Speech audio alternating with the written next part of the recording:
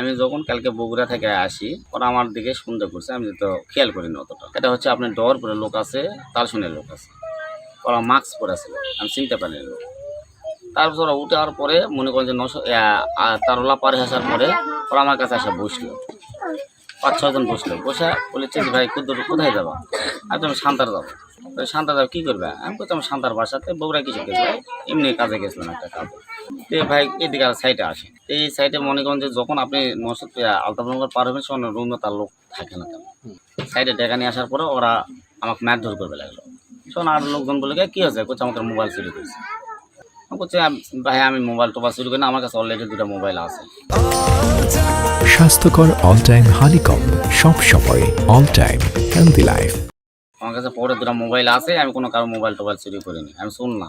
বলছে এই pocket man ওই আমাকে লেট মানে যেরকম ঘুষানোর দরকার, মানে 5-6 জন সেলাত খেলে ঘুষা চলে গেছে। আর দরজা আছে, ওই দরজার একটা বাড়ি দিয়েছে, এটি বাড়ি দেওয়ার পরে চাকু বের করছে ওরা 5-6 জন। কোথায় টাকা দিয়ে শোনে, আমি করছি ভাই টাকা লিখু তোরালি সমস্যা নেই, আমাকে মেরা ফেলে দিস না।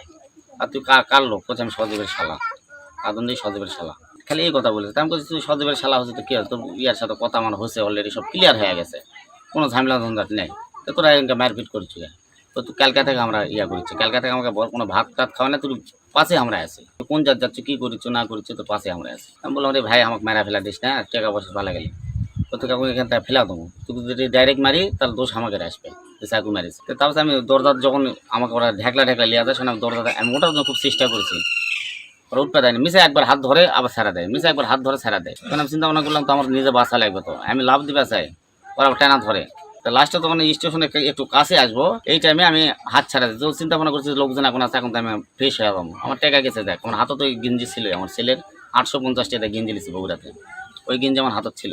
শোন আমি ওখান থেকে লাভ দিই, লাভ দেওয়ার পরে তারপর কী হয় আমি তাও বলতে পারি।